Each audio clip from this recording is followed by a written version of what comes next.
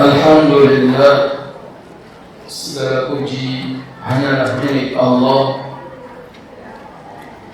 Kita memuji, memohon pertolongan serta mohon ampunan kepada-Nya. Kita berlindung kepada Allah dari keburukan diri kita dan dari kejahatan amal perbuatan kita. Barang siapa yang diberi petunjuk oleh Allah, maka tidak ada yang bisa menyesatkannya. Dan barang siapa yang disesatkan, maka tidak ada yang bisa menunjukinya. Aku bersaksi bahwa tidak ada Tuhan yang berhak diibadahi dengan benar kecuali Allah, Tuhan yang Maha Esa dan tiada sekutu baginya. Juga bersaksi bahwa Nabi Muhammad sallallahu alaihi wasallam adalah hamba-Nya dan utusan-Nya. Innamal mu'minuna ikhwatun fa aslihu baina akhawaykum wattaqullaha la'allakum turhamun.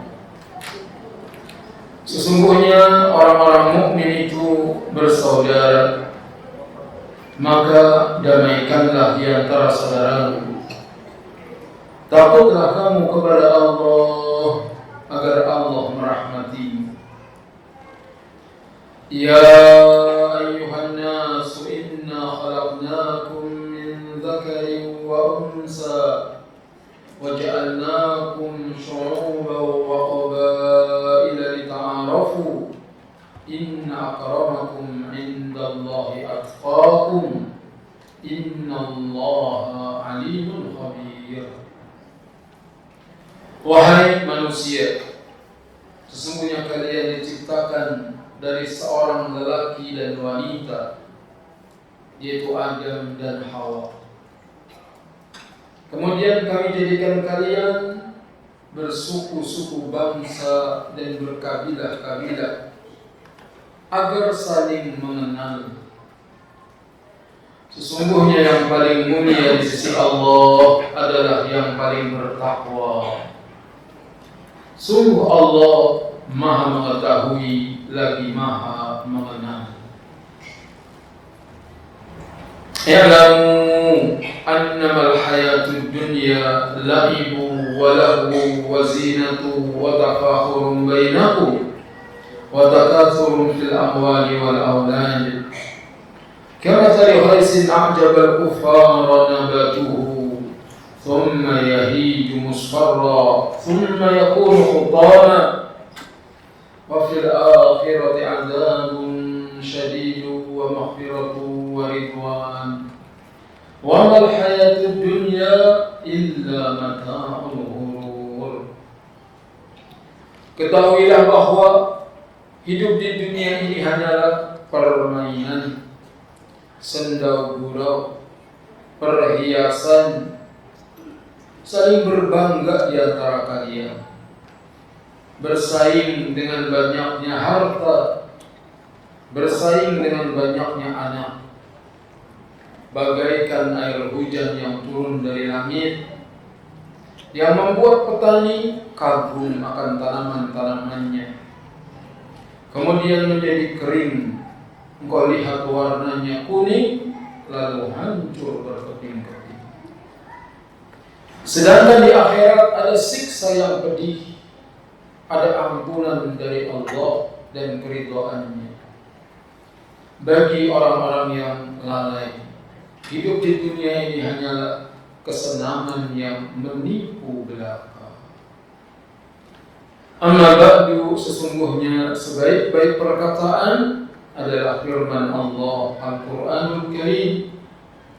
Sebaik-baik petunjuk adalah petunjuk Nabi Muhammad sallallahu alaihi wasallam. Adapun sejelek-jelek perkara dalam agama adalah perkara-perkara yang baru. Semua perkara-perkara yang baru yang ditambah-tambahkan ke dalam agama namanya bid'ah. Semua bid'ah itu menyesatkan dan kesesatan itu tempatnya di neraka. Kaum muslimin muslimat, jamaah duha yang saya cintai, apa kabar? Alhamdulillah. Semoga antum semuanya sehat dan bahagia, panjang umur untuk ibadah, banyak duit dan berkah, menjadi teladan dalam kebaikan, hidup mulia dan mati masuk surga tanpa hisab. Rabbana atina fid dunya hasanah wa fil akhirati hasanah wa qina adzabannar. Pelajaran kita tentang hukum sihir dan tukang sihir. Ahlus sunnah wal jamaah berpendapat bahwa sihir itu memiliki hakikat dan meyakini bahwa hal itu benar-benar ada. Sihir memang ada dan ada hakikatnya. Bisa membuat orang sakit, bahkan bisa membuat orang meninggal dunia dengan izin Allah. Allah Ta'ala berfirman dalam surat Al-Baqarah ayat 102. وَاتَّبَعُوا مَا تَتْلُو الشَّيَاطِينُ عَلَى مُلْكِ سُلَيْمَانَ. Mereka mengikuti apa-apa yang dibacakan pada masa yang dibacakan oleh setan-setan pada masa kerajaan Nabi Sulaiman. Jadi tukang sihir itu membaca kitab sihir, ayat-ayat Allah yang ada dalam kitabnya Nabi Sulaiman, itu baris pertama dengan baris kedua ada jedanya itu ditulisin ilmu sihir, lalu dibacakan seakan-akan itu kitabullah, padahal sihir. Wa ma kafara Sulaiman walakinna asy-syayatin kafaru. Nabi Sulaiman tidak kafir, tetapi setan-setan itulah yang kafir. Yu'allimun nasa sihra. Setan-setan itu mengajarkan manusia ilmu sihir. Maka belajar dan mengajarkan ilmu sihir hukumnya kafir. Tidak boleh kita belajar ilmu sihir. Tidak boleh kita mengajarkan ilmu sihir. Tidak benar orang yang mengatakan belajarlah ilmu sihir tapi jangan diamalkan. Membuat apa? Wa ma unzila 'alal malakaini bi Babil Harut wa Marut. Dan apa yang diturunkan kepada dua malaikat di gunung Babilonia, yaitu Harut dan Marut. Di Irak, gunung Babilonia, ada dua malaikat yang diturunkan untuk ujian bagi manusia. Wa ma yu'allimani min ahadin. Tidaklah keduanya, Harut dan Marut, mengajarkan sihir kepada seorang pun, hatta yaqula, hingga keduanya mengatakan, innama nahnu fitnatun fala takfur. Tidak lain, aku ini hanyalah fitnah, ujian. Janganlah kalian kafir. Ini jangan belajar ilmu sihir. Karena ilmu sihir mendatangkan kekafiran. Siapa Harut dan Marut? Ada yang mengatakan dia itu manusia yang mengajarkan sihir. Ada yang mengatakan setan. Kalau setan nggak mungkin. Mana ada setan mencegah orang mau kafir? Kalau orang mau kafir sama setan, dicegah apa didukung? Didukung. Sedangkan ini mencegahnya. Aku ini hanyalah ujian, maka janganlah kamu kafir. Maka redaksi ayat menunjukkan bahwa Harut dan Marut adalah malakaini, dua orang malaikat. Kenapa mengajarkan sihir ujian sebagai ujian?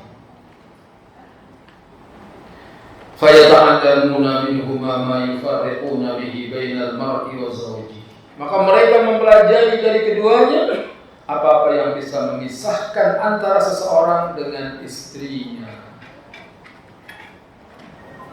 Di antara ilmu sihir itu bisa membuat rumah tangga yang tenang, tentram, disihir, akhirnya berantem, bercerai. Semoga Allah melindungi rumah tangga kita. Cerai jangan, nambah boleh.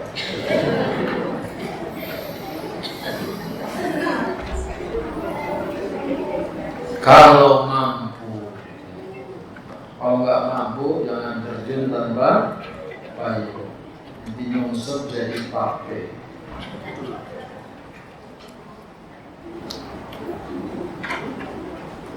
Wa ma hum bidarrina bihi min ahadin illa biidznillah. Tidaklah mereka bisa memudaratkan seorang pun kecuali dengan izin Allah. Jadi sihir itu bisa berpengaruh jika Allah izinkan. Jika tidak Allah izinkan, walaupun kita disihir oleh dukun seluruh dunia, maka tidak akan terkena. Karena semuanya itu biidznillah, dengan izin Allah. Akan tetapi nggak boleh kita nantang tukang sihir. Sebab Nabi Muhammad sallallahu alaihi wasallam pernah disihir oleh siapa? Labid bin A'sam al-Yahudi. Jadi orang Yahudi menyihir Nabi aja bisa terkena sihir, apalagi kita. Maka yang terpenting bagaimana kita melindungi diri agar tidak terkena sihir. Baca ayat kursi, Al-Ikhlas 3 kali, Al-Falaq 3 kali, An-Nas 3 kali, pagi sore. Itu benteng dari sihir. Semoga Allah melindungi kita dari sihir dan tukang sihir. Kebanyakannya tukang sihir, cowok atau cewek? Cewek. Tukang sihir kebanyakannya perempuan. Makanya yang dikenal kakek sihir apa nenek sihir?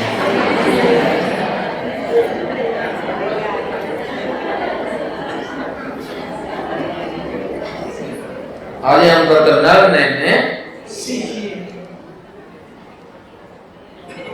Saya mikir kenapa kebanyakan tukang sihir perempuan? Apa jawabannya? Karena wanita banyak disakiti oleh laki-laki.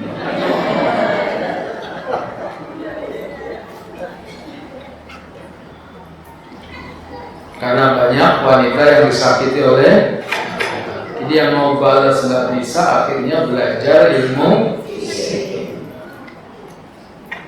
Seringan dia nyihir orang, akhirnya dia sendiri jadi nenek sihir.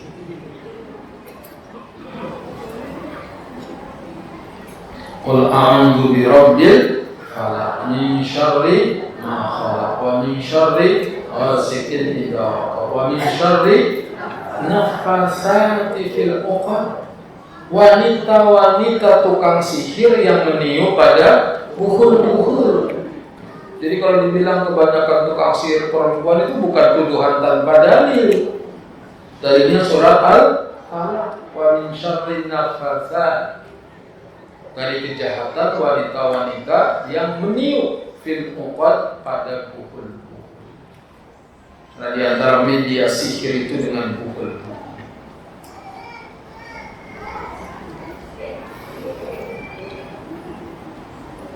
Walaupun alimu, selanjutnya wa yata'allamuna ma yadurruhum wa la yanfa'uhum.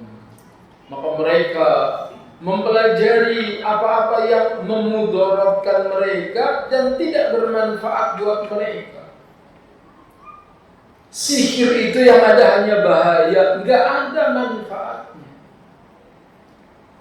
Sekiranya menjadi tukang sihir terkenal, banyak pelanggannya, kemudian dia mendapatkan dunia darinya, maka jelas mudaratnya lebih besar. Apalah artinya dunia dan isinya kalau harus binasa di neraka.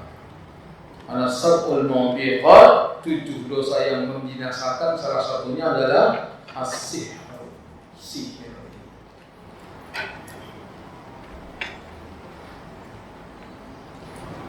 Wa qad alimu laman ishtarahu ma lahu fil akhirati min khalaq. Dan sungguh mereka telah mengetahui, barang siapa yang membeli ilmu sihir, maka tidak ada bagian baginya di akhirat. Orang yang belajar mengajarkan ilmu sihir tidak dapat surga, nggak dapat bagian di akhirat. Ini nggak dapat surga. Wala bi'sa ma syaraw bihi anfusahum law kanu ya'lamun. Sungguh betapa buruk apa yang mereka pilih untuk dirinya sekiranya mereka mengetahuinya. Jadi mereka mengikuti apa yang dibacakan oleh setan-setan pada masa kerajaan Nabi Sulaiman. Sulaiman itu tidak kafir, tetapi setan-setan itulah yang kafir. Mereka mengajarkan sihir kepada manusia, dan apa yang diturunkan kepada 2 malaikat di negeri Babilonia, yaitu Harut dan Marut. Padahal keduanya tidak mengajarkan sesuatu kepada seorang sebelum mengatakan, sesungguhnya kami hanyalah cobaan bagimu, sebab itu janganlah kafir. Maka mereka mempelajari dari kedua malaikat itu apa yang dapat memisahkan antara seorang suami dengan istri. Hanya kalau kok tumben tahu sering berantem, waspadalah. Dekatkan diri kepada Allah, banyak-banyak zikir pagi, sering-sering terus. Mereka tidak akan dapat mencelakakan seorang dengan sihirnya kecuali dengan izin Allah. Nantang-nantang nggak boleh, takut sama tukang sihir juga jangan. Nggak boleh takut kecuali kepada apa tukang sihir nggak bisa apa-apa kecuali dengan izin Allah. Mereka mempelajari sesuatu yang mencelakakan dan tidak memberi manfaat kepada mereka. Dan sungguh mereka sudah tahu, barang siapa yang membeli itu menggunakan sihir, niscaya tidak akan mendapatkan keuntungan di akhirat. Dan sungguh sangat buruk perbuatan mereka yang menjual dirinya dengan sihir sekiranya mereka tahu. Jadi siapa yang selama ini belajar ilmu pelet, obatnya biar bisa jadi istri berjabat, belajar ilmu pelet. Datang ke Mbah Dukun, cinta ditolak,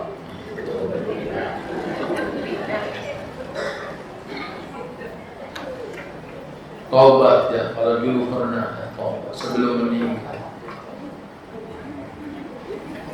Laki-laki juga begitu, ketika mendapatkan istrinya dengan cara ilmu pelet, sekarang sudah dapat taubat kepada Allah.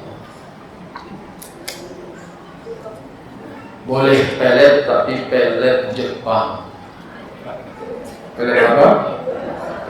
Namanya apa? Mitsubishi.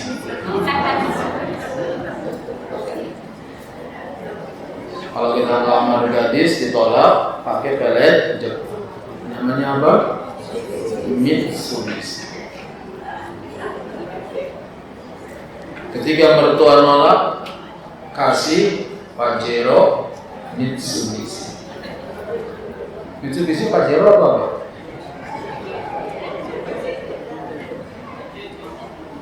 Tadinya bilang nggak bisa, kata mertua nggak bisa.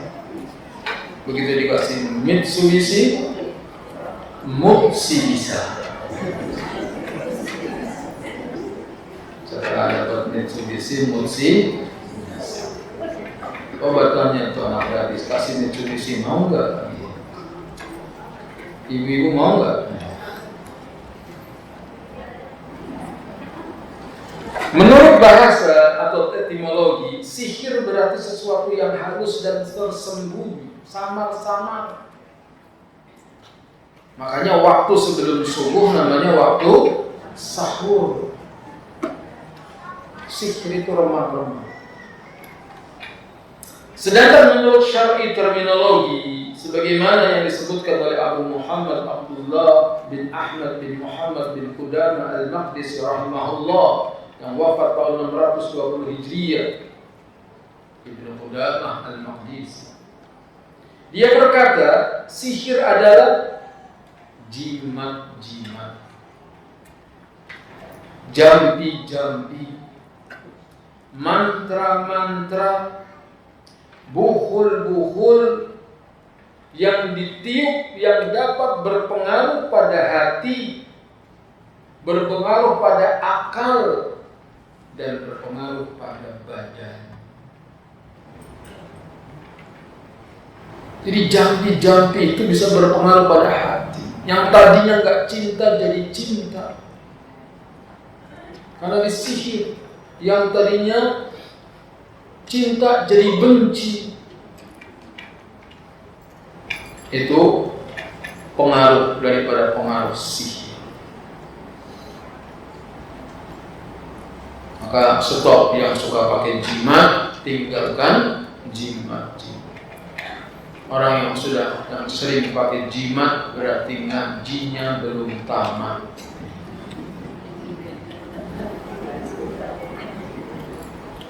Harus ngaji, belajar tauhid.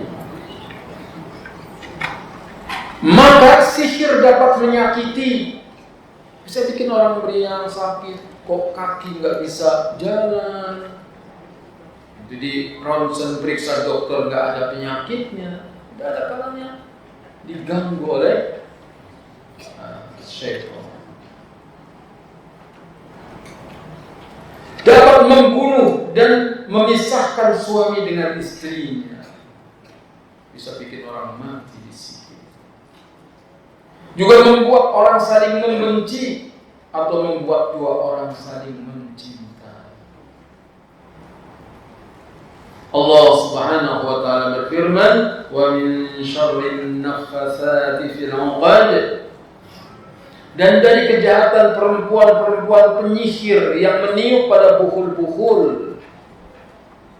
Dan di antara media sihir, kain diikat-ikat. Kemudian misalnya orang mau sihir, dia pusing kepala, dia ambil jarum, kepala bonekanya ditusuk dengan jarum. Nanti orang yang disihir, aduh pusing, kepala saya sakit ini. Kau usah tahu, ada sandiwaranya dulu seperti itu.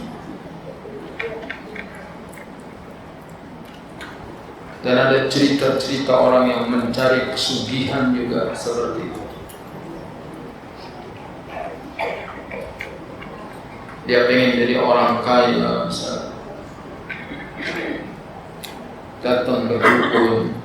Nanti di sana ada perjanjian darah, tanda tangannya dengan darah, dilukai jempolnya lalu buat tanda tangan.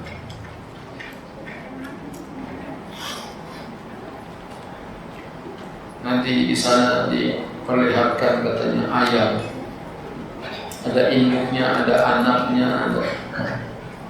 Mau yang mana? Ada bilang ini induknya. Kalau induknya yang mati istrinya. Kalau bilang ini anak. Kalau anak ayam berarti yang mati anaknya. Nanti ketika dia sedang makan itu ayam digoreng apa dia, nanti terdengar di telinganya jeritan istrinya, jeritan anak. Semoga Allah melindungi kita dari sihir. Sihir adalah tipu daya dari syaitan melalui walinya, yaitu tukang sihir, dukun, paranormal, orang pintar dan lain-lain. Wali-wali syaitan. Sebagaimana Allah punya wali, semoga kita menjadi wali-wali Allah. Ala inna awliya Allah la khaufun alaihim wa la hum yahzanun alladzina amanu wa kanu yattaqun. Ketahuilah wali-wali Allah itu mereka adalah orang-orang yang tidak takut dan tidak bersedih hati. Itu orang yang beriman dan bertakwa. Adapun wali-wali syaitan, yani dukun, paranormal, orang pintar. Kenapa dukun dipanggil orang pintar? Kenapa dukun dipanggil orang pintar? Karena yang datang orang bodoh. Karena yang datang ke dukun orang. Semoga Allah melindungi kita dari kebodohan.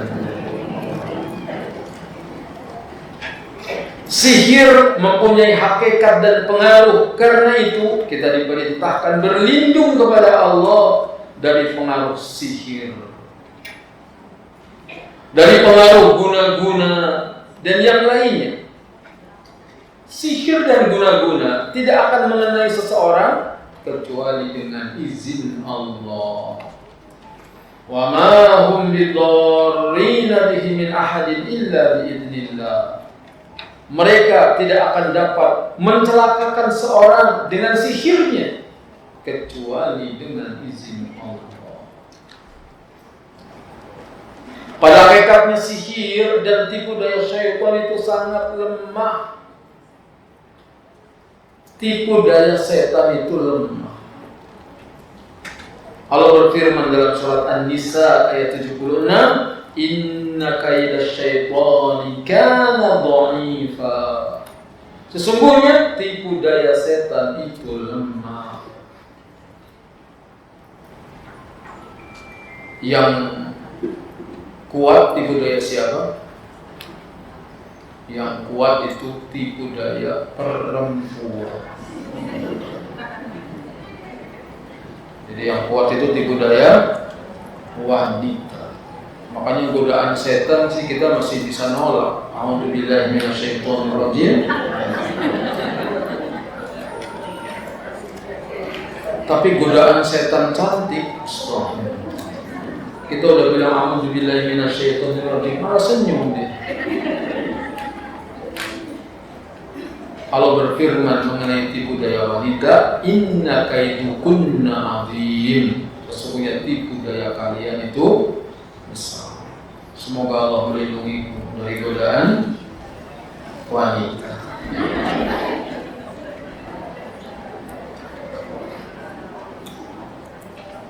Jumhur ulama menetapkan bahwa tukang sihir harus dibunuh. Nah, jadi hukuman tukang sihir dipukul lehernya dengan pedang. Seperti halnya pendapat mazhab Imam Abu Hanifah, Imam Malik, Imam Ahmad dalam riwayat yang dinukil dari mereka. Demikianlah hukum yang terwarisi dari para sahabat seperti Umar bin Khattab dan juga anaknya radhiyallahu anha, Utsman radhiyallahu anhu dan lain-lain. Namun kemudian mereka berselisih pendapat. Apakah tukang sihir itu diperintahkan untuk bertaubat terlebih dahulu atau tidak? Jadi kalau terbukti tukang sihir, ini langsung penggal apa disuruh taubat dulu? Sebagian berpendapat suruh taubat dulu. Sebagian yang lainnya bilang langsung penggal.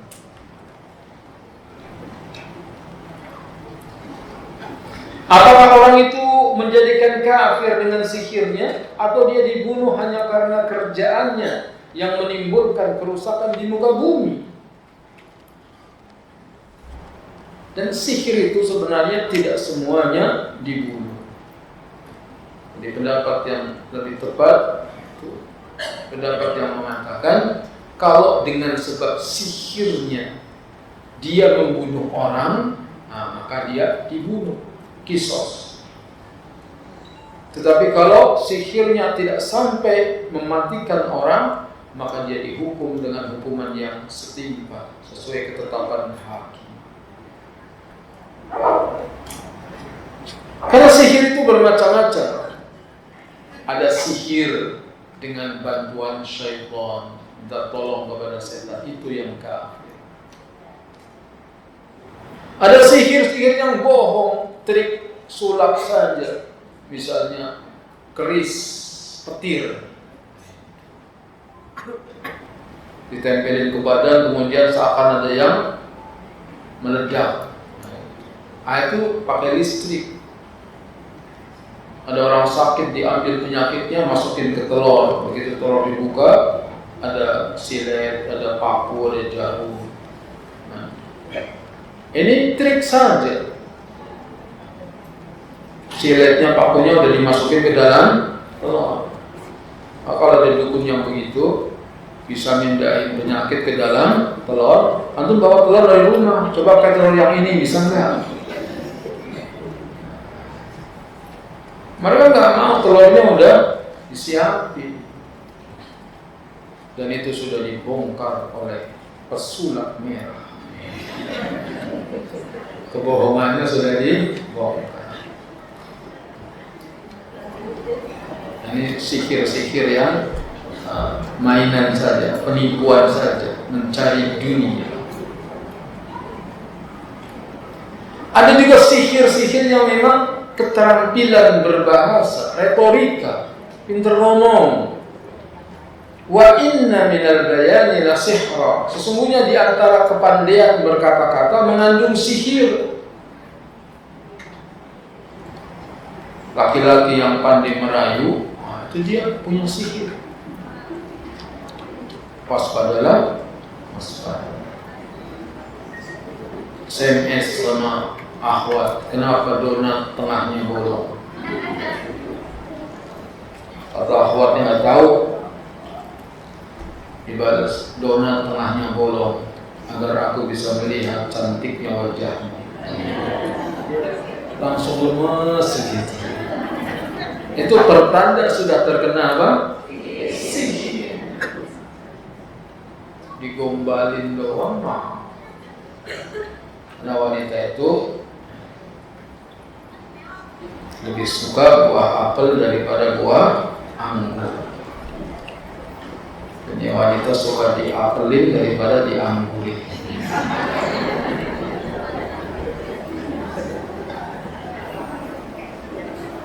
Semoga Allah melindungi kita dari sihir. Wa inna minal bayani la sihra. Di antara kepandaian kata-kata itu mengandung sihir. Ada sebagian ulama mengatakan kalau dengan sihirnya dia membunuh orang, maka dia pun dibunuh. Kalau tidak, cukup dihukum, namun tidak sampai mati. Itu seandainya dalam perkataan maupun amalannya tidak terdapat kekufuran yang nyata.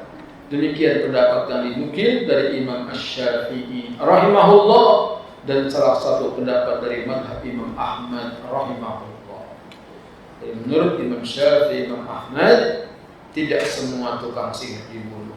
Kalau sihirnya membunuh orang, maka dia dibunuh. Tetapi kalau sihirnya tidak sampai membunuh orang, maka dia dihukum tidak sampai mati. Dan yang menegakkan hukum ini penguasa. Tak boleh jemaah masjid misalnya rame-rame gebugin, dukun-dukun, tak boleh. Yang bisa menegakkan hukum ini penguasa. Sebagian ulama salah berpendapat bahwa tukang sihir kafir dan belajar sihir hukumnya haram. Para sahabat Imam Ahmad menyatakan kafir bagi orang yang belajar dan mengajarkan ilmu sihir.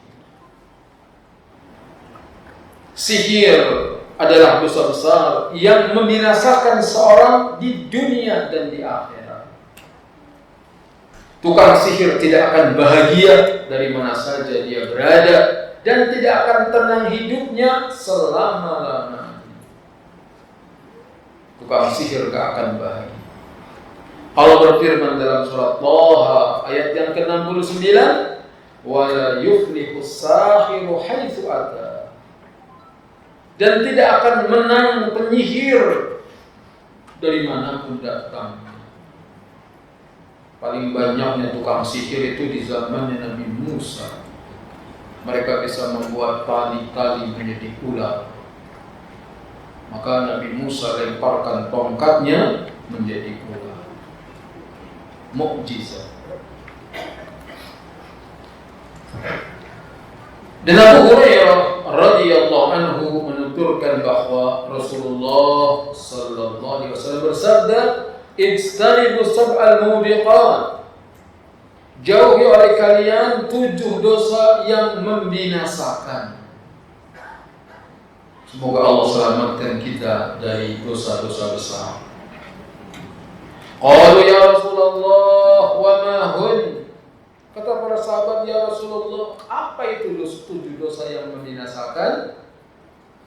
Qala syirku billah. Kata beliau, pertama syirik kepada Allah. Dari dosa besar yang membinasakan, nomor 1 apa?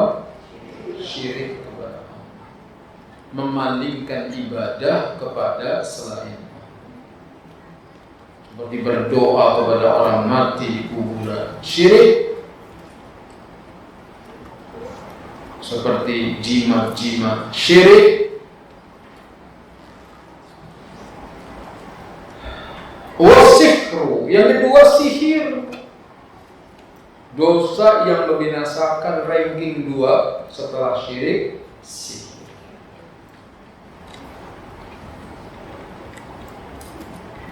Wa qatlun nafsi allati harramallahu illa bil haqq.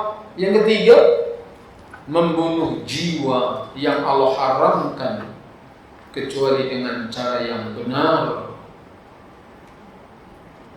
Siapa jiwa yang diharamkan untuk dibunuh? Pertama, kaum muslimin. Kaum muslimin haram ditumpahkan darahnya.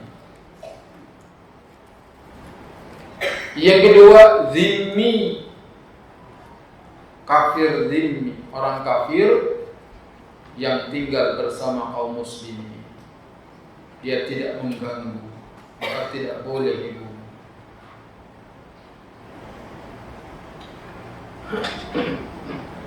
Yang ketiga, mu'ahad. Orang kafir yang mengadakan hubungan diplomatik dengan negeri Islam, seperti orang Australia, orang Amerika. Mereka menjalin hubungan diplomatik dengan negeri kita. Tidak boleh kita membunuh mereka. Yang keempat, musta'man, orang kafir yang minta perlindungan. Di negaranya lagi rusuh, ya lari ke negeri Islam minta perlindungan, maka tidak boleh diganggu, tapi harus dilindungi. Mereka tidak boleh membunuh mereka, dosa besar. Man qatala mu'ahadan lam yarih raihatal jannah. Barang siapa yang membunuh orang kafir yang menjalin hubungan damai dengan negeri Islam, dia tidak akan mencium aroma surga. Yang boleh diperangi hanya kafir harbi. Misalnya Yahudi memerangi Palestina, itu dia Yahudi perang. Semoga Allah menolong saudara kita kaum muslimin di Palestina dan di mana saja mereka berada. Yang keempat, dosa besar yang membinasakan, wa aklur riba, makan riba. Apa riba? Barang siapa yang menambah atau minta ditambah, berarti dia telah berbuat riba. Yang memberi dan yang menerima dosanya sama. Misalnya majelis taklim Baitur Rahim mengadakan usaha bikin bank. Bank apa? Bank 68. Pinjamnya 6, baliknya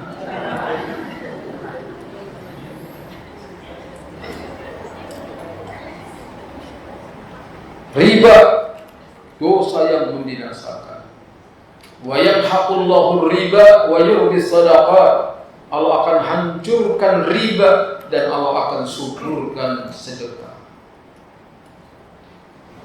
Yang keberapa? Yang kelima, wa aklu malil yatim, makan harta anak yatim.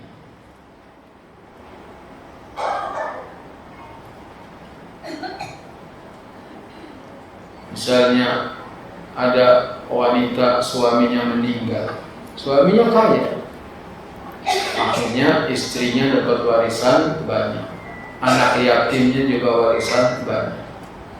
Lalu ada ikhwan menikahi jamur, janda makmur.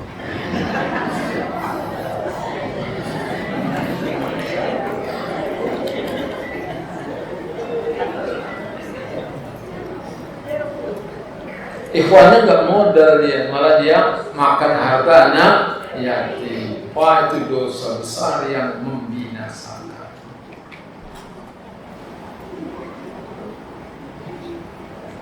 Yang keberapa? Yang keenam, watawalli yaumaz zahfi, lari dari medan pertempuran. Lagi berjihad, melihat musuhnya banyak, kabur. Itu dosa yang membinasakan. Maka seorang muslim tidak mau cari musuh, tapi kalau ketemu musuh haram untuk lari. Musuh jangan dicari, ketemu jangan lari.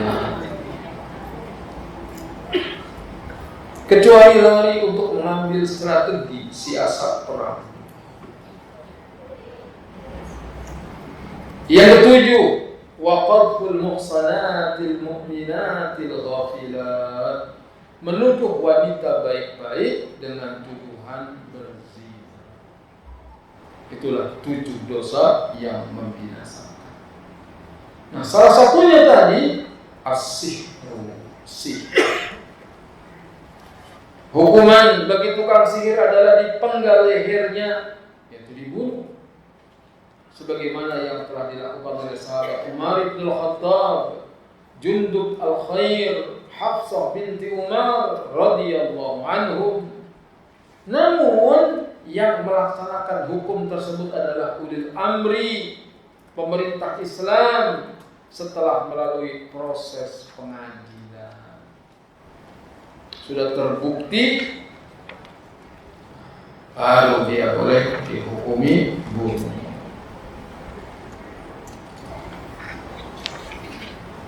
Dulu bagaimana? Apakah boleh ada orang terkena sihir, lalu dia berobat kepada tukang sihir? Di dalam Islam dilarang mengobati sihir dengan sihir.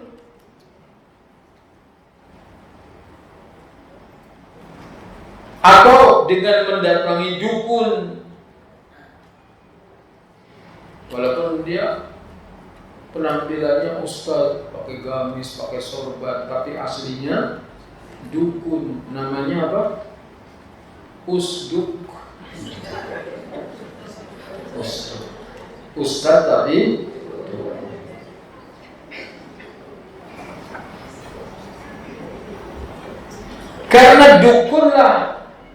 karena dukun hanyalah mengusir syaitan, sihir dengan sihir yang lain. Maka ibarat mengusir maling dengan minta bantuan perampok atau penjara. Ini tidak boleh mengobati sihir dengan itu. Ibnu Jauzi rahimahullah wafat pada tahun 597 Hijriah berkata, nusra adalah melepaskan sihir dari orang yang terkena sihir. Dan hampir tidak ada orang yang mampu melakukannya kecuali oleh orang yang mengetahui sihir. Dari Jabir bin Abdullah radhiyallahu anhu dia berkata, sesungguhnya Rasulullah sallallahu alaihi wasallam pernah ditanya tentang nusrah, dari mengobati sihir dengan sihir, maka beliau sallallahu alaihi wasallam jawab, huwa min amali syaitan. Nusrah itu termasuk perbuatan setan. Mengobati sihir dengan sihir itu perbuatan setan. Ibnu Qayyim al-Jauziyah rahimahullah yang wafat pada tahun 751 Hijriah menjelaskan, nusrah adalah penyembuhan terhadap seorang yang terkena sihir. Caranya ada dua macam. Pertama, dengan menggunakan sihir pula. Dan inilah yang termasuk perbuatan setan. Sihir, cari dukun sihir. Yang kedua, penyembuhan dengan menggunakan ruqyah, ayat-ayat ta'awud, doa-doa perlindungan, obat-obatan, dan doa-doa yang diperkenankan. Cara ini hukumnya jaiz, boleh. Misalnya ada orang kena sihir lalu dimandikan dengan daun bidara untuk mengusir syaitan, atau dibacakan padanya Al-Baqarah, atau dibacakan ayat kursi, Al-Ikhlas, Al-Falaq, An-Nas, atau dibacakan surat Al-Fatihah, diruqyah, itu jaiz, itu boleh. Para ulama telah sepakat untuk membolehkan ruqyah dengan 3 syarat. Ruqyah itu boleh dengan 3 syarat. Yang pertama, ruqyah itu dengan menggunakan firman Allah Azza wa Jalla atau asma dan sifatnya, atau dengan doa-doa yang datang dari Nabi sallallahu alaihi wasallam. Allahumma rabbana syufi bil ba'sya isfi anta syafi la shifa illa shifauka shifaan la yughadiru saqama. Orang sakit, apapun sakitnya, kita datangi As'alallahal azim rabbal arsyil azim ayyashfiyaka, As'alallahal azim rabbal arsyil azim ayyashfiyaka. Dibaca 7 kali. Itu boleh. Yang kedua, ruqyah itu harus diucapkan dalam bahasa Arab, diucapkan dengan makna yang jelas dan dapat difahami maknanya. Karena doa-doanya dibaca, dihafalkan. Syarat yang ketiga, harus diyakini bahwa bukan zat ruqyah itu sendiri yang memberikan pengaruh, tetapi yang memberikan pengaruh itu adalah kekuasaan Allah Azza wa Jalla. Sedangkan ruqyah hanya merupakan salah satu sebab saja. Yang menyembuhkan siapa? Allah. Ruqyah hanya sarana, sebab saja.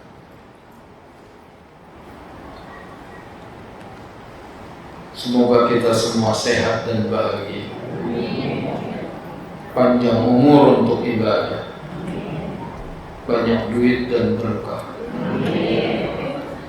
menjadi teladan dalam kebaikan, hidup mulia dan mati masuk surga tanpa hisab.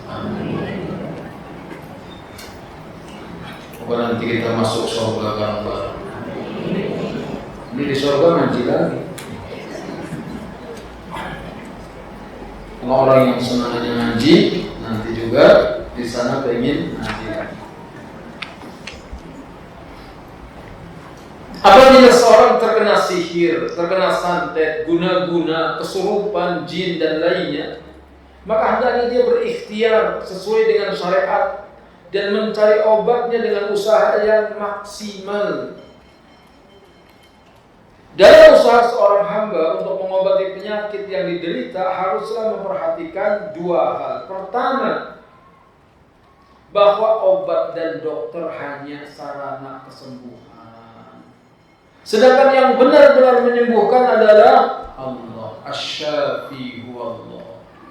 Yang menyembuhkan itu hanyalah Allah berfirman mengenai Nabi Ibrahim alaihissalam, wa idza maridtu fahuwa yashfin. Dan apabila aku sakit, dialah yang menyembuhkan. Yang kedua, ikhtiar tersebut tidak boleh dilakukan dengan cara-cara yang haram. Tadawaw wala tadawaw biharamin. Berobatlah kalian, tapi jangan berobat dengan yang haram. Di antara yang haram seperti berobat dengan menggunakan obat yang terlarang atau barang-barang haram. Misalnya berobat dengan minum darah ular kobra. Darah hukumnya apa? Haram. Karena Allah tidak mengizinkan penyembuhan dari barang yang haram. Keliru masyarakat yang mengatakan jangan makan daging monyet, itu haram. Gak apa-apa buat obat. Dikiranya kalau buat obat yang haram menjadi tetap haram, walaupun buat obat. Beda dengan orang lapar makan daging babi. Kalau nggak makan babi mati. Maka ketika dia terpaksa begitu, boleh apa tidak? Boleh. Kenapa buat obat nggak boleh, buat orang lapar malah boleh? Sebab kalau orang lapar kemudian makan, pasti kenyang atau tidak pasti? Namanya makan pasti kenyang, jelas. Adapun kalau orang sakit kemudian minum obat yang haram, pasti sembuh atau bisa sembuh bisa enggak? Bisa sembuh bisa enggak. Enggak ada kepastian. Rasulullah SAW bersabda, sesungguhnya Allah menciptakan penyakit dan obatnya. Innallaha khalaqad da'a wad dawa. Allah menciptakan penyakit. Jadi penyakit itu ciptaan Allah. Wad dawa, obatnya juga Allah yang ciptakan. Fatadawaw wa la tadawaw biharamin. Maka berobatlah kalian. Jangan berobat dengan yang haram. Obat misalnya habatus sauda, minum air zam-zam, obat. Abdullah bin Mas'ud radhiyallahu anhu berkata, "Inna Allah lam yaj'al shifa'akum fi ma harrama 'alaikum." Sesungguhnya Allah tidak menjadikan kesembuhan penyakit kalian pada apa-apa yang diharamkan atas kalian. Enggak ada sembuh dari barang haram, enggak ada. Langkah yang ditempuh oleh orang yang terkena sihir, guna-guna, santet dan lainnya, hendaknya dia berobat dengan pengobatan syar'i, berobat dengan obat yang ada dalilnya. Misalnya makan 7 butir korma ajwa, yang dikenal dengan korma Nabi setiap pagi. Jadi korma ajwa. Kalau nggak ada korma ajwa, ya korma aja yang ada. Jadi obatnya itu. Lalu minum habatus sauda atau jintan hitam. Sakit ini bisa diobati dengan jintan hitam. Karena habatus sauda syifa'un likulli da. Habatus sauda obat segala penyakit. Yang ketiga, dibekam. Bekam juga bisa mengobati orang-orang terkena sihir. Karena setan berjalan pada tubuh anak Adam melalui aliran ya. Kemudian diruqyah. dan dibacakan ayat-ayat Al-Quran dan doa-doa dari sunnah Rasulullah Sallallahu Alaihi Wasallam yang sahih, insya Allah akan sembuh dengan izin Allah.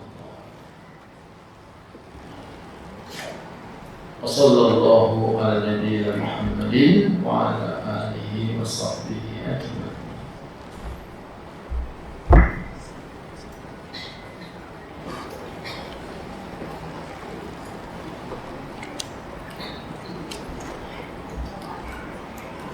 Ada pertanyaan?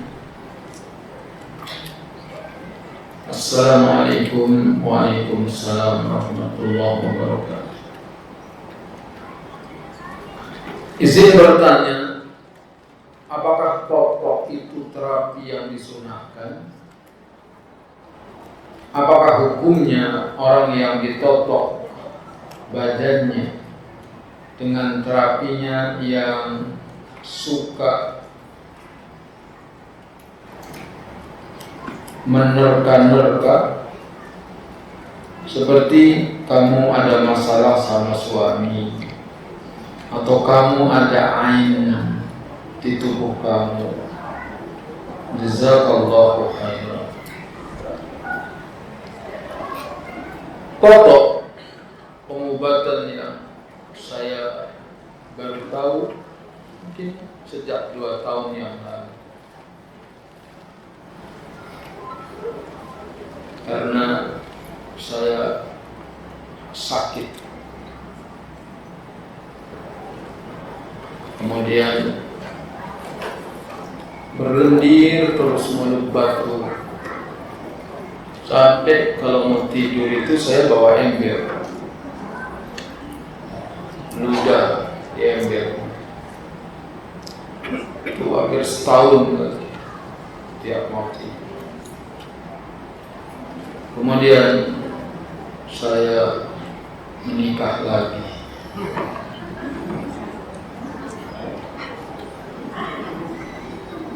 dan ternyata istri saya bisa notok.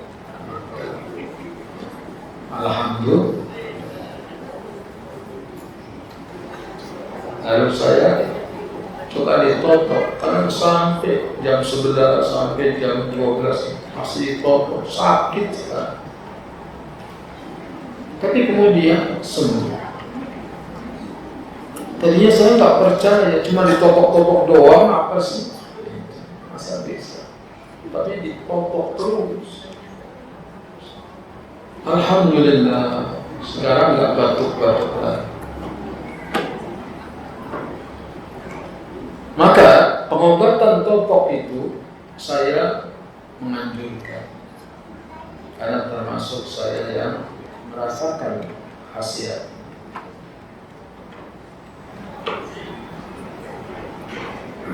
Tapi bukan pura hanya totok ya, pengobatan banyak. Ada totok, ada bekam, ada akupuntur, ada macam-macam pengobatan medis, kedokteran. Kita tidak menafikan itu semua boleh. Adapun menerka-nerka, wah lu sakit di sini nih, atau kamu banyak masalah sama istri nih, kamu sakit di sini nih, kamu begini, itu menerka-nerka saja. Kalau kita sambil ditotok, orang yang mau aja kita diem aja, iyain aja, jangan dibantah. Sebab kalau nanti dibantah nggak jadi ditotok. Nanti kalau udah selesai ditotok, baru kalau ada yang salah dibantah. Tapi kalau belum selesai notoknya, biarin aja.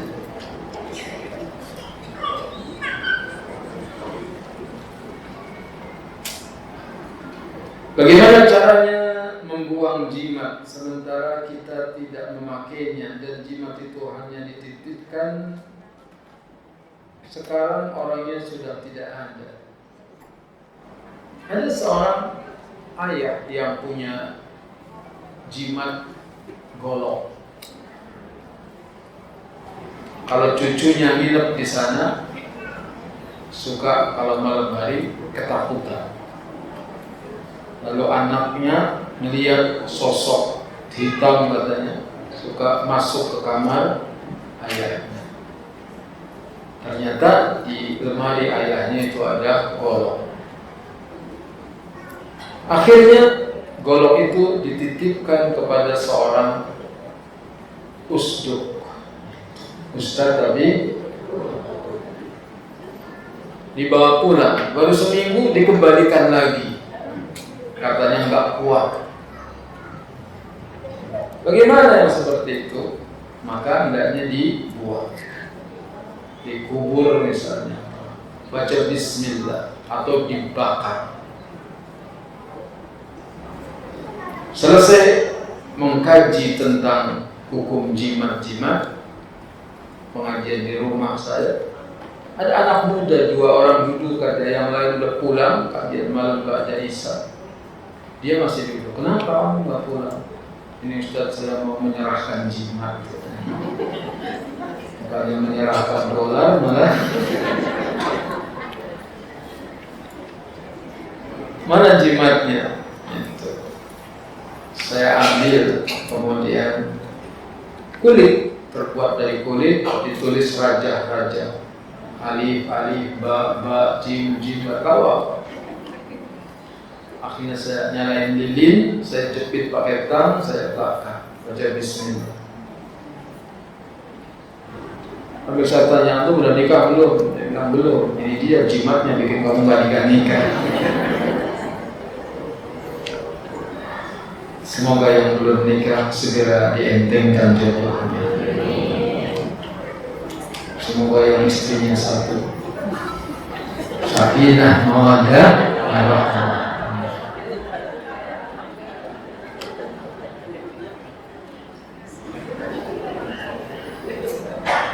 Jadi dibakar saja jimat.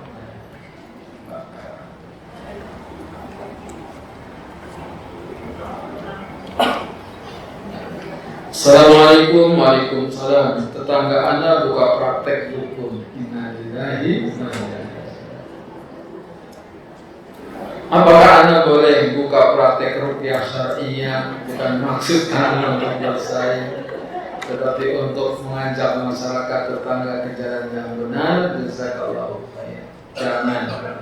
Jangan. Karena Nabi juga tidak mengajarkan praktek ruqyah. Ya kalau misalnya ada orang minta tolong di ruqyah, ikhlas kita meruqyah dia, nggak apa-apa. Mengajarkan orang agar bisa meruqyah dirinya.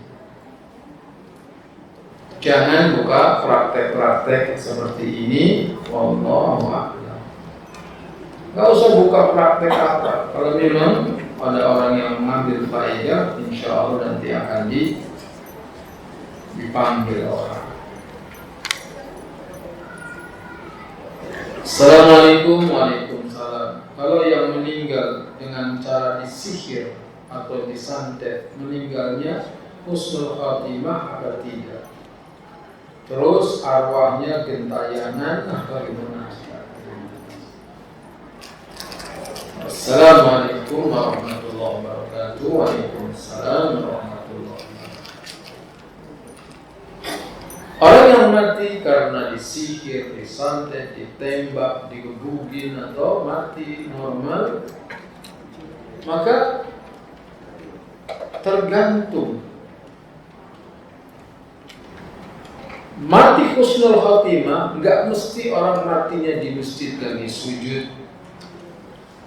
Mati husnul khatimah enggak mesti orangnya mati dalam keadaan Quran di kedua tangannya. Tetapi orang yang mati husnul khatimah adalah orang yang mati dalam keadaan terbebas dari syirik. Orang yang mati terbebas dari dosa-dosa besar. Orang yang matinya dalam keadaan tidak berbuat syirik, tidak berbuat bid'ah, maka itulah orang-orang yang husnul khatimah. Apakah mati karena disantet arwahnya gentayangan? Ahlu sunnah meyakini roh yang meninggal itu dia berada di alam barzakh, nggak bisa gentayangan. Kalau dia orang saleh, dia sedang merasakan nikmat kubur. Kalau dia orang yang banyak dosanya, maka dia sedang merasakan azab kubur. Jadi nggak ada yang gentayangan. Kalau ada yang kakeknya meninggal, tiba-tiba pas maghrib di pintu kakeknya diri aja, itu syaitan. Bajunya, sarungnya persis seperti kakeknya, tapi wajahnya biasanya disembunyikan karena dia malu, takut nggak mirip dengan kakeknya. Itu syaitan. Jangan dipedulikan. Kalau kita usir, baca surat Al-Baqarah dari rumah, niscaya setan akan lari dari rumah yang dibacakan surat Al-Baqarah.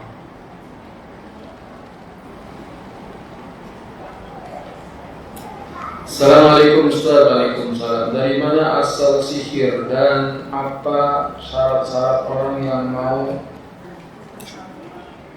memutus ilmu sihir, menuntut ilmu sihir? Ini mungkin datangnya belakangan. Jadi asal muasal sihir dari mana? Dari setan. Wa ma kafara Sulaiman walakinna asyayatin kafaru yu'allimuna an-nasa sihra. Nabi Sulaiman tidak kafir, tetapi setan-setan itulah yang kafir karena mereka mengajarkan sihir kepada manusia. Kemudian Harut dan Marut. Jadi asal sihir dari sana. Bagaimana cara belajar menuntut ilmu sihir? Gak boleh. Belajar dan mengajarkan ilmu sihir hukumnya kafir.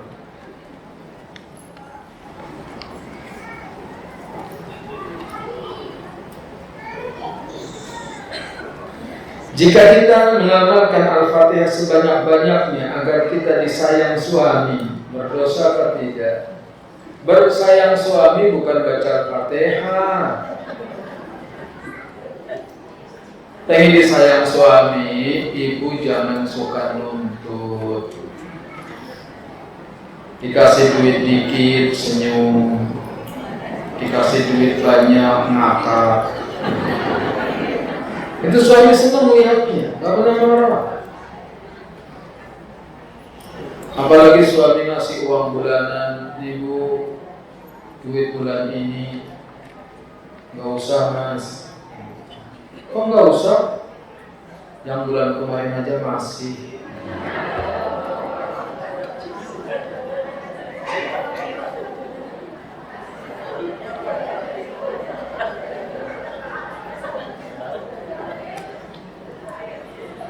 Ada nggak istri gitu? Kalau ada istri begitu, jangan dikubur sebelum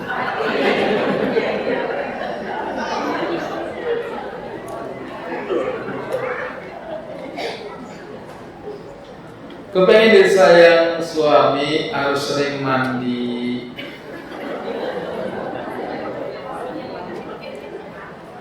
Dengan dingin, terutama sering mandi junub. Pengen disayang suami harus sering mandi.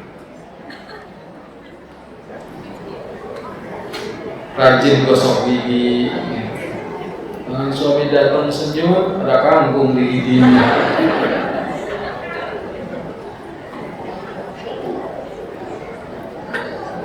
Adapun membaca surat Al-Fatihah ya pada tempatnya dalam sholat terakhir semalam. Kalau mengkhususkan Al-Fatihah dibaca untuk kasih sayang suami, khawatir jadi bid'ah. Al-Fatihahnya benar, cara pemakaiannya ya tidak ada contohnya. Bagaimana hukumnya apabila seorang terkena ketempelan jin di dalam tubuhnya, lalu minta tolong kepada orang untuk katanya dapat mengeluarkan jin tersebut, tukang urut yang bisa mengekorkan jin. Tukang urut sebagaimana totok boleh. Kemudian tukang urut bisa mengusir jin. Apabila cara mengusirnya dengan cara-cara syar'i, dibacain ayat-ayat Quran, doa-doa dari Nabi, itu juga boleh. Tapi kalau dengan cara-cara syaitan, apa contohnya? Jinnya bilang, saya mau keluar tapi harus didatangkan kembang 7 rupa. Ini cara-cara syaitan. Saya mau keluar tapi harus dibakarkan kemenyan 5 kilo. Berat.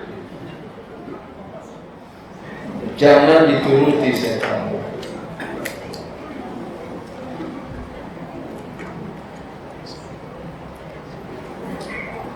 Bolehkah diri sendiri minta diruqyah kepada orang lain? Minta diruqyah sekurang-kurangnya makruh. Minta diruqyah hukumnya apa? Makruh. Enggak haram tapi makruh. Karena 70.000 yang masuk surga tanpa hisab, tanpa adab, salah satunya tidak minta di ruqyah itu sendiri.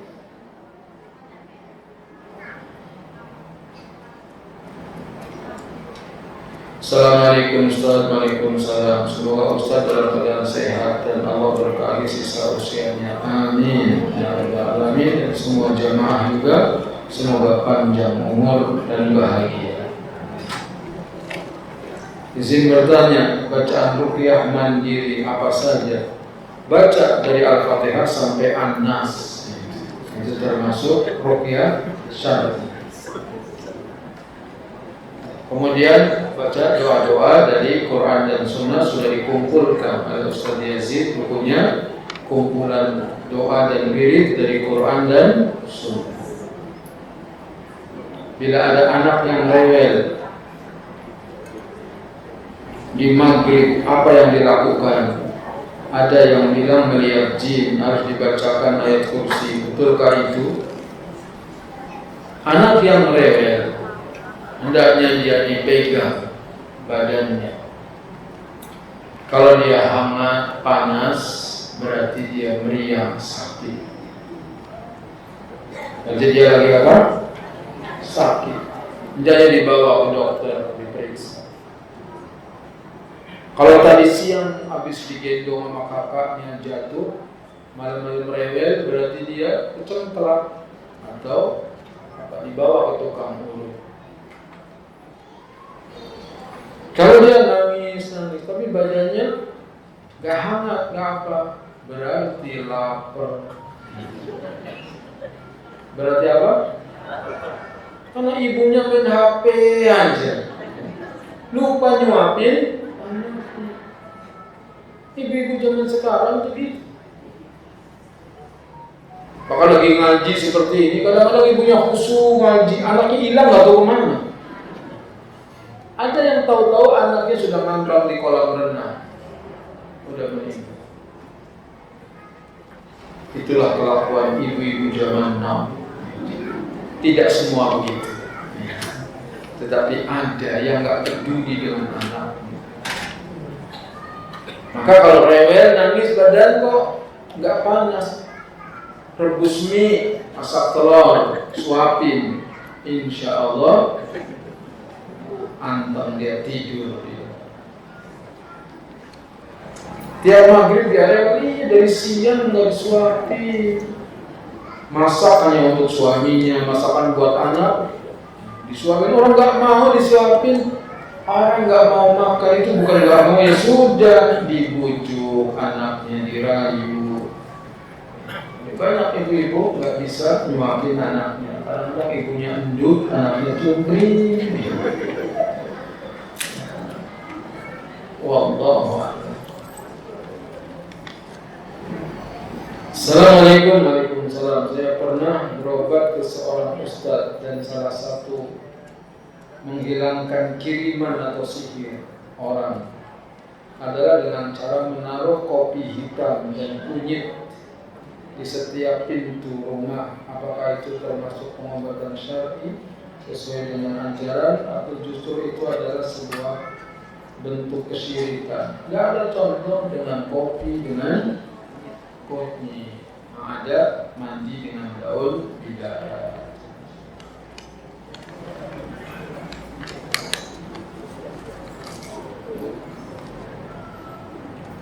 Assalamualaikum warahmatullahi wabarakatuh.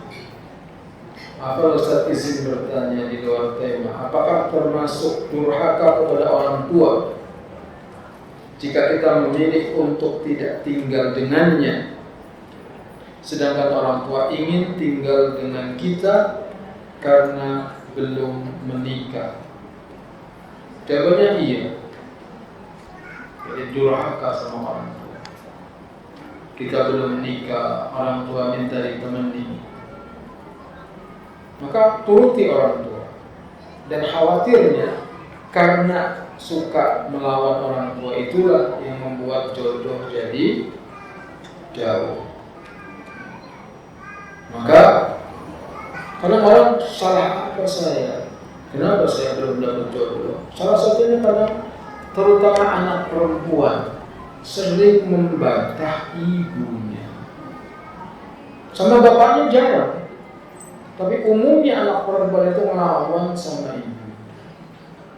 Maka waspada. Jadi kalau kita jadi anak perempuan, sering-sering pijitin ibunya, tolongin ibunya, bikin ibumu tertawa sebagaimana engkau pernah membuat ibumu menangis. Bikin ibumu tersenyum sebagaimana engkau suka membuat ibumu sedih. Jangan bantah ibu, jangan pindah, dan jangan tampakkan ketidaksukaan kita. Sebenarnya saya tinggal di sini, dan teman-temannya, saudara-saudaranya, jangan suka nanya gadis yang belum menikah kapan nikah. Jangan. Itu pertanyaan yang menyakitkan. Walaupun kita cuma basa-basi, jangan. Yang kedua, kalau ada teman kita sudah menikah, jangan pernah tanya, sudah punya anak belum? Itu penderitaan kedua. Sampai ada seorang wanita yang mengatakan, dulu saya belum nikah, ditanyain kapan nikah. Sekarang ditanya lagi kapan punya anak. Kenapa nggak nanya sekalian kapan saya mati? Semua itu kan Allah yang menentukan, nggak usah banyak nanya. Kadang ada wanita-wanita nyinyir, ada perempuan yang belum menikah ditanyain terus. Emang masuk surga harus nikah? Orang bisa masuk surga walaupun belum pernah menikah. Dan kita juga yang ditanya harus sabar, bersabar. Begitulah ujian orang hidup. Nggak pernah orang itu selamat dari komen manusia. Siapapun kita, pasti ada orang yang komentar dengan kita. Sabar aja. Dia punya mulut, dia ngomong, capek juga dia. Tapi yang repot memang lidah itu anggota tubuh yang nggak pernah capek. Ngomong aja, dia tadi gitu, ustadznya lagi ngajar, ngomong aja.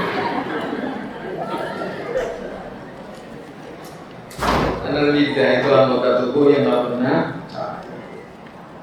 Ustadz dari pagi ngajar, lidahnya capek apa enggak? Enggak. Yang capek kakinya, tangannya, pegel. Gak ada ustadz pulang ke rumah bilang, lidah ngomong terus capek, tolong diurutin.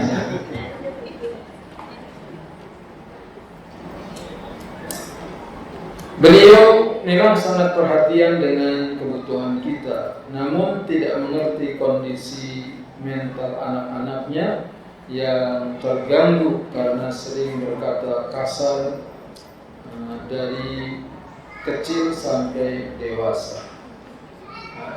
Orang tuanya keliru bersikap kasar. Orang tua jangan kasar, jangan keras, tapi perlu tegas. Memang orang tua perlu tegas. Kemudian si anak harus sadar juga kerasnya orang tuamu itu demi kebaikanmu. Jadi orang tua itu bersikap keras, kasar, itu bukan karena mereka benci, tapi demi kebaikan anaknya. Maka pintar-pintar si anak memahami sikap orang tuanya. Saya hanya takut tidak sembuh dari mental seperti ini. Mohon nasihatnya Ustaz. Dekatkan diri kepada Allah. Nasihat saya, dekatkan diri kepada Allah. Bangun di malam hari, rukuk, sujud, lalu mengadu. Semua problem kita adukan kepada Allah. Dan Allah Maha Kuasa untuk memberikan solusi dari setiap problem.